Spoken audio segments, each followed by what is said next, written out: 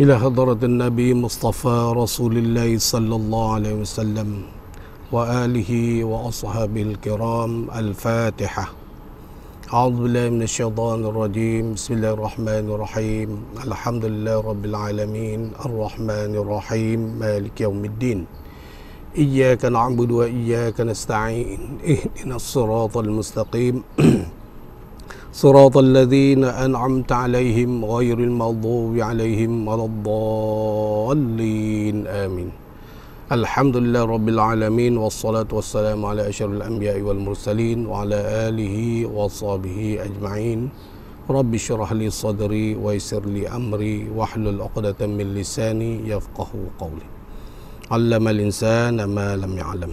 اللهم فقهنا في الدين وعلمنا تأويله. اللهم فقهنا في الدين وعلمنا تأويله.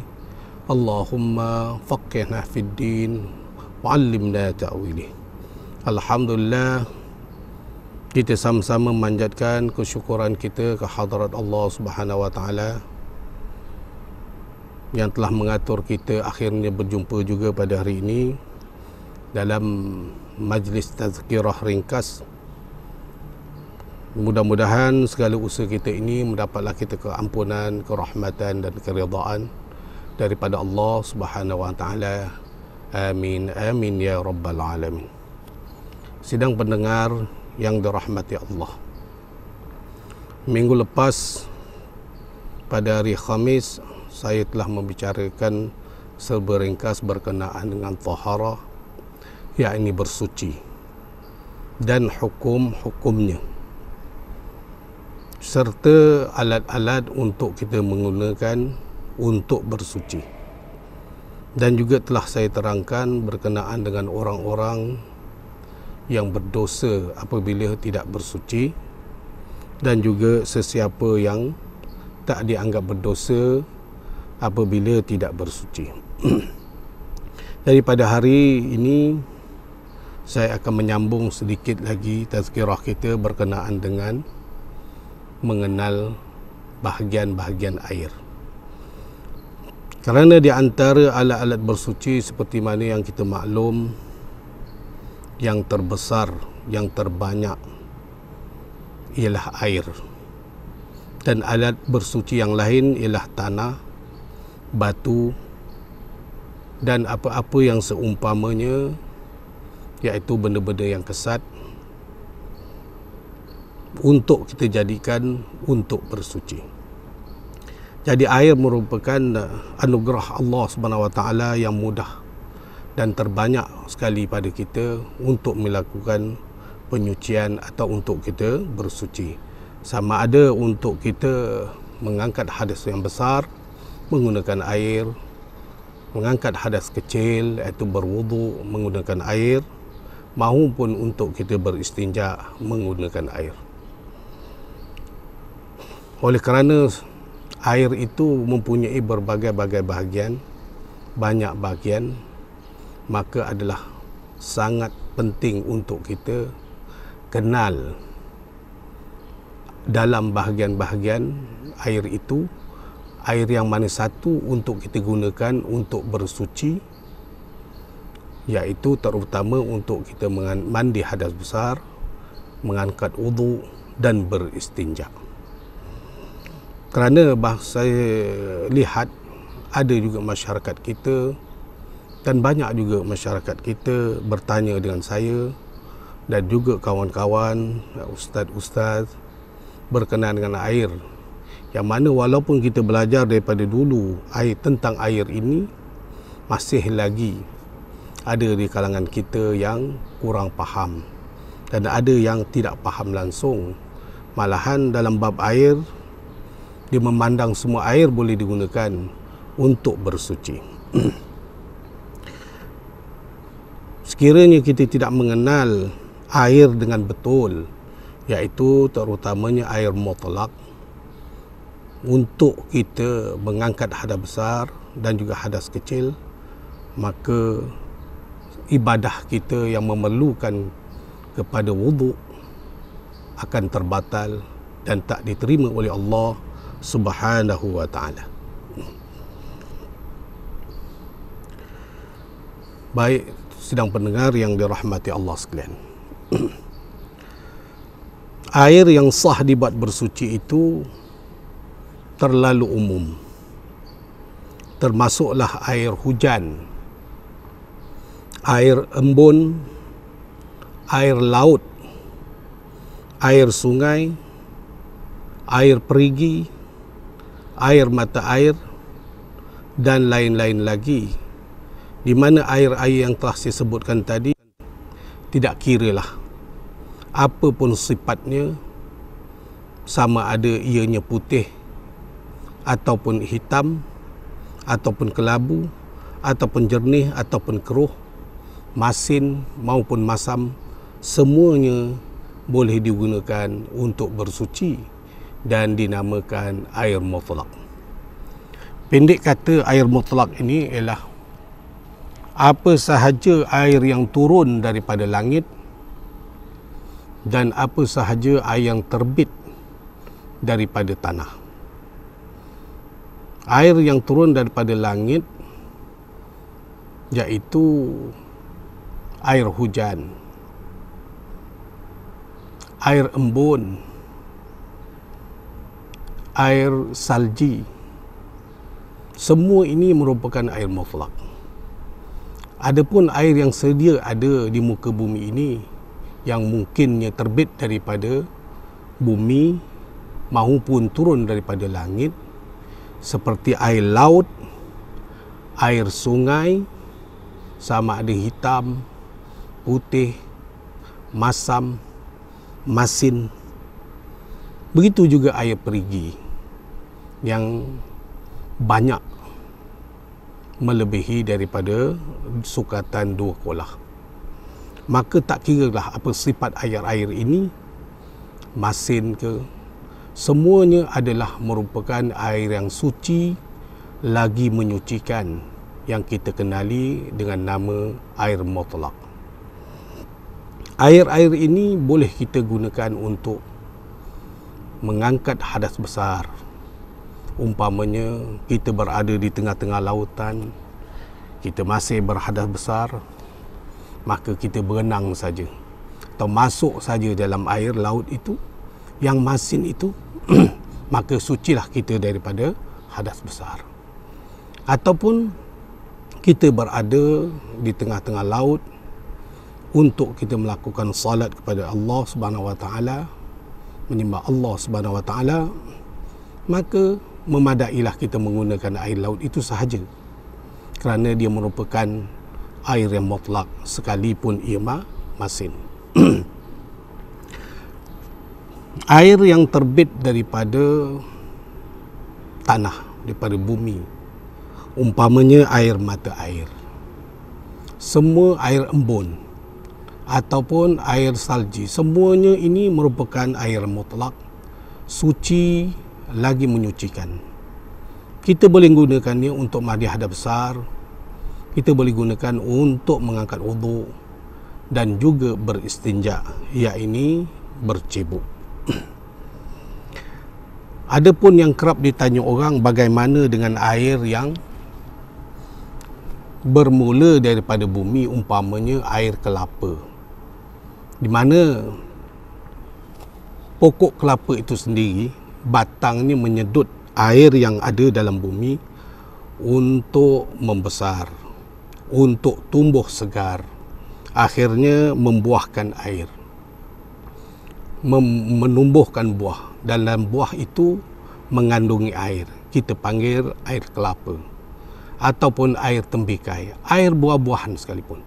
Maka air-air yang walaupun asalnya tumbuhan itu menyedut air daripada tanah, maka air ini tidak dianggap sebagai air mutlak. Air ini dianggap ataupun termasuk dalam kategori air musta'mal, iaitu air yang suci pada diri tetapi tidak menyucikan. Apa maksud tidak menyucikan? Iaitu air yang tidak boleh digunakan untuk mengangkat hadas, sama ada hadas yang besar ataupun hadas kecil. ataupun untuk bercebok. 3 perkara. Tidak boleh menggunakan air kelapa ataupun air buah-buah yang ada air dalam satu buah itu untuk kita mandi hadas besar, kerana ianya suci tetapi tidak menyucikan. Bila kita berhadas, makna kita tidak suci, dan air ini tidak boleh menyucikan kita daripada hadas besar. Mengangkat wuduk pun tidak boleh. Lebih-lebih lagi untuk kita beristinja ataupun bercebok daripada berak ataupun kencing. Tapi walau bagaimanapun kita mesti tahu bahawa air-air yang asalnya daripada tanah melalui batang dan berada dalam buah pada satu pohon, maka air itu sebenarnya suci sahaja. Apa maksudnya suci? Artinya kita boleh minum. Kita boleh gunakan air itu untuk buat makanan, dan sekiranya air ini terkena pada pakaian kita ataupun tempat sembahyang kita, maka tidaklah dia itu najis. Maksudnya boleh kita sembahyang sekiranya kita terkena air kelapa, air kopi, air teh. Walaupun zahirnya nampak kotor, tetapi hakikatnya ianya suci. Cuma tidak boleh menyucikan. Baik tuan-tuan, puan-puan sidang pendengar yang dirahmati Allah. Itu sekadar mukaddimah untuk kita mengenali air dengan lebih dekat. Adapun bahagian air yang terdapat mana-mana kitab ataupun buku berbagai-bagai.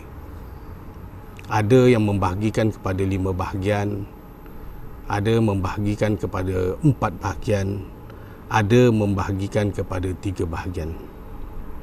3 bahagian, 4 bahagian, 5 bahagian atau 6 bahagian sekalipun, maka ulasannya, ikhtisarnya adalah sama sahaja.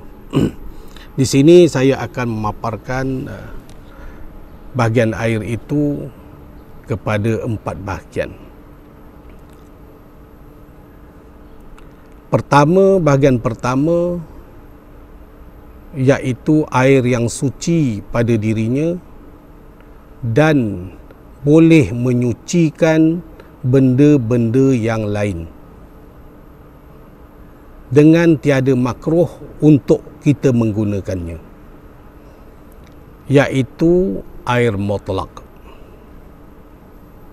Air mutlak ianya adalah air yang sangat suci dan menyucikan benda yang lain. Seperti yang saya katakan pada awal, menyucikan benda yang lain ialah 3 perkara. Pertama, air mutlak itu tadi kita mengangkat hadas besar, artinya mandi wajib. Boleh kita mengangkat hadas kecil, iaitu mengangkat air sembahyang ataupun berwuduk, dan boleh kita gunakan air mutlak tadi untuk kita beristinja, iaitu bercebok. Apa air-air mutlak itu? Seperti yang saya jelaskan pada awalnya, iaitu mana-mana air yang turun daripada langit dan yang terbit daripada bumi tanpa transit pada benda-benda yang lain. Umpamanya dia berada pada buah, dia berada pada batang pokok, itu bukan air mutlak. Dia mesti direct, mesti terus dan terbit daripada bumi. Maka itu dipanggil air mutlak.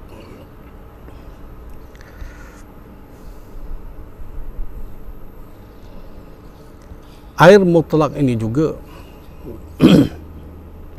ketika kita gunakan untuk mengangkat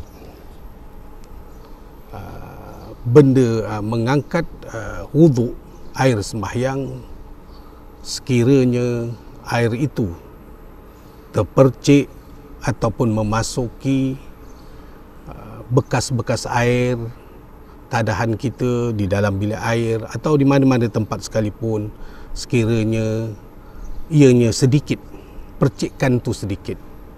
Banyak orang bertanya, sekiranya air sembahyang itu terpercik, masuk balik dalam gayung yang kita angkat, terpercik sedikit-sedikit, atau percikan yang halus, pada uruf ianya halus atau kecil, maka air yang berada dalam gayung itu tadi atau dalam kolah tadi masih lagi dianggap sebagai air mutlak.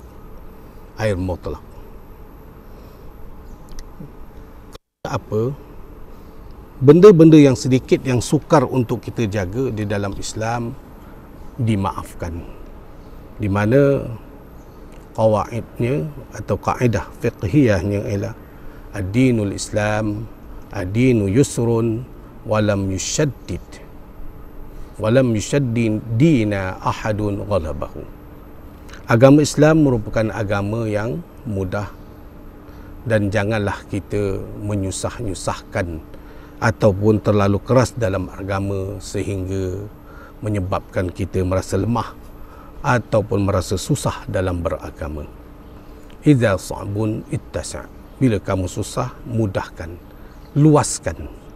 Sebab itu ada pun percikan-percikan yang sedikit yang termasuk dalam air takungan kita ataupun tadahan kita ketika kita mengangkat wuduk menggunakan air mutlak, maka air takungan atau tadahan tadi masih lagi dianggap suci, lagi menyucikan dan masih lagi dianggap sebagai air yang mutlak.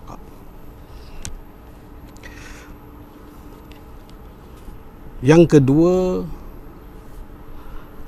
air yang suci pada dirinya dan menyucikan benda yang lain, yakni masih lagi air mutlak tetapi makruh untuk menggunakannya. Makruh untuk kita menggunakannya. Sekalipun air ini mutlak tetapi makruh untuk kita gunakan pada badan orang yang ditakuti kena sakit sopak atau bertambah kuat sopaknya, ataupun bimbang kerana akan berkekalan sopaknya, iaitu air mutlak yang makruh digunakan itu ialah air yang terjemuh atau dipanaskan dengan cahaya matahari, keadaan bekasnya yang boleh berkarat, seperti air mutlak yang terjemuh di bawah matahari dalam bekas yang berkarat, iaitu bekas besi yang boleh berkarat. Maka sekiranya kita gunakan air itu, dihukumkan dia tu makruh. Makruh dalam erti kata kurang keberkatan, kurang pahala menggunakan air tersebut. Walau bagaimanapun air tersebut masih lagi boleh digunakan untuk kita bersuci, sama ada mangkat hadas besar ataupun mangkat wuduk ataupun untuk kita bercebok. Adapun air panas yang terjemur dalam bekas yang tidak berkarat seperti emas dan perak, seperti di dalam bekas-bekas plastik, maka air ini dia mutlak dan tidak makruh digunakan. Tidak makruh digunakan. Tapi sekiranya air dalam bekas plastik, air mutlak yang terjemuh dalam bekas plastik yang tidak makruh digunakan, tapi ketika kita gunakan dalam keadaan yang panas lagi, di situ dalam syariat Islam dihukumkan makruh juga. Pasal kerana setiap benda yang panas itu kita gunakan panas, hukumnya makruh. Atau benda yang sejuk, terlalu sejuk pun makruh juga. Sebab itu kalau dalam bekas plastik, kalau sekiranya panas, kita tunggu sampai dia menjadi sejuk, barulah kita gunakan. Hilanglah kemakruhannya untuk kita gunakan untuk berwuduk hadas besar maupun bercebok. Tuan-tuan dan puan-puan sidang pendengar yang dirahmati Allah. Dan air yang ketiga, yaitu air yang suci pada dirinya. Air itu suci, tetapi tidak boleh menyucikan benda yang lain, iaitu tidak boleh mengangkat hadas besar. Dia suci tapi tidak boleh mengangkat hadas besar, dan tidak boleh berwuduk mengangkat air sembahyang, dan tidak boleh beristinja ataupun bercebok, ataupun untuk menghilangkan benda-benda yang kena najis. Air itu suci tapi tak boleh menyucikan benda yang lain. Air ini kita namakan air musta'mal. Air musta'mal. Banyak dalam masyarakat kita pada hari ini kurang mengenali apa itu air musta'mal. Bila kita tidak berapa faham atau mengenali air musta'mal ini,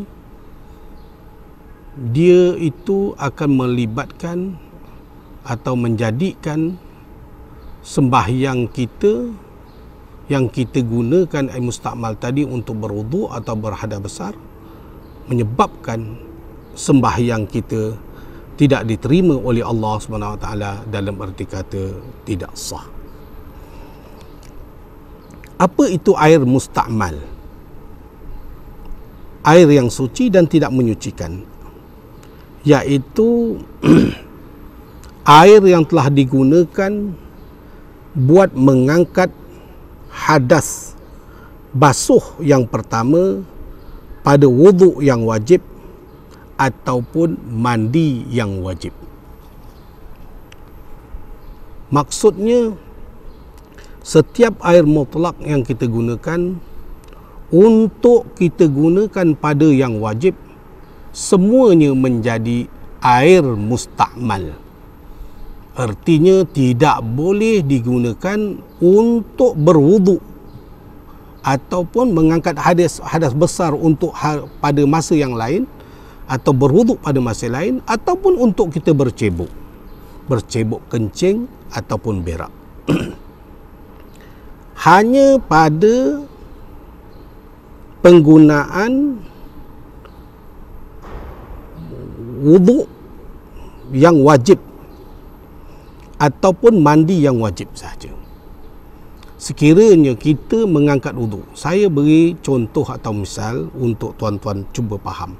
Kita mandi hadas besar menggunakan air mutlak, maka air yang jatuh setelah kita mandi hadas besar semuanya dipanggil musta'mal. Semuanya musta'mal. Sekiranya kita mandi hadas, kita mandi sunat, bukan mandi hadas besar tapi mandi sunat, umpamanya sunat Jumaat, sekiranya air kita gunakan air mutlak, sekiranya air itu kita tadah semula, boleh tak kita mengangkat wuduk? Apakah dia masih mutlak? Sekiranya tidak ada perubahan sama ada pada warna, bau dan rasa, maka air itu masih mutlak, boleh digunakan semula untuk mengangkat wuduk. Setelah kita mandi sunat, kita guna tadah air itu, tak ada perubahan, maka masih mutlak lagi, tidak dikira musta'mal. Tapi kalau mandi wajib, berubah tak berubah, dianggap sebagai musta'mal. Tapi kalau mandi sunat, dia bergantung kepada berubah atau tidak berubah, iaitu perubahan pada bau, warna dan rasa. Sekiranya kita mandi sunat, sebab mandi tadi bukan mandi wajib, mandi sunat, maka air ditadah. Maklumlah, mungkin pada musim yang kita memerlukan air ataupun musim tak ada air, badan kita bersih, tidak ada peluh, tidak ada apa, maka kita tadah semula air yang kita mandi saja-saja, bukan mandi wajib. Sekiranya tak ada perubahan, maka dia masih dianggap sebagai mutlak. Jadi kita kena ingat bahawa air yang mutlak tadi, air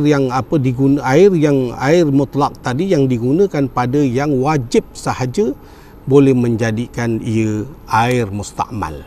Maksudnya air tadi walaupun tidak boleh diangkat berwuduk sekiranya dah ada perubahan, tetapi masih lagi suci. Sekiranya air mandi tadi nak dimasak buat air kopi, silakan. Sekiranya nak buat air teh, silakan, kerana dia suci pada dirinya. Seperti mana yang kita maksud yang saya beritahu tadi ialah air mustakmal, air yang suci pada diri, cuma tidak boleh menyucikan benda lain. Artinya tak boleh mandi hadas besar, mandi berwuduk dan bercebuk. Tapi air mustakmal ini kita nak masak, air mandian kita yang wajib kita nak masak, kita nak buat air kopi, silakan tuan-tuan. Tidak ada menjadi masalah. Begitu juga dalam berwuduk, wuduk tu wajib. Tapi dia ada basuhan yang wajib. Apa basuhan yang wajib? Umpamanya kita basuh menggunakan air mutlak, basuhan yang wajib dalam berwuduk ialah membasuh tangan pada kali yang pertama.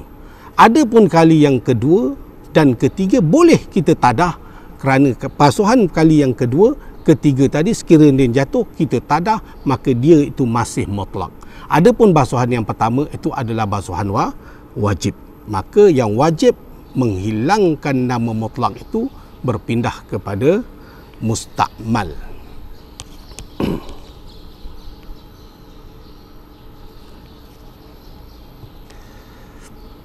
Begitu juga tuan-tuan,